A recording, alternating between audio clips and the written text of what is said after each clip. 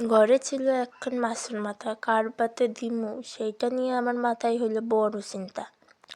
কিছু না ভাইবা আগে ফোনটারে হাতে লইয়া ইন্টারনেট ঘাইটা রেসিপি দেখতেছিলাম। তা দেখলে কি হইব, সব কিছু তার সবসময় হাতের ধারে থাকে না। সব ভাইবা চিন্তা আমি একখান রেসিপি বার করছি। প্রথমে মাছের মাথা খান্ডে উলট পালট কইরা ভালো কইরা ভাইজা লইয়া ওই তেলেই পাঁচফোড়ন দিয়া তার উপরে কাঁচা পেঁয়াজ কাঁচামরিচ চিরা দিয়া একটু নাইড়ে চাইড়ে আলু আর কুমড়োটা দিয়া দিছি।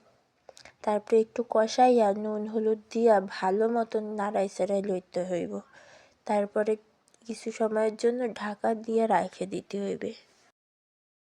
এই মাছের মাথা আমার প্রিয় হইলে কি হইব, আমার কর্তা বসায় যে মাছের মাথা মুখে রুছে না। তাই আজকে ভাবছি আজকে একটা মনের মতন কইরা একখান তরকারি রান্ধুম। তারপরে আর কি হাতা খুন্তি লইয়া লাইগা পড়ছি রানতে।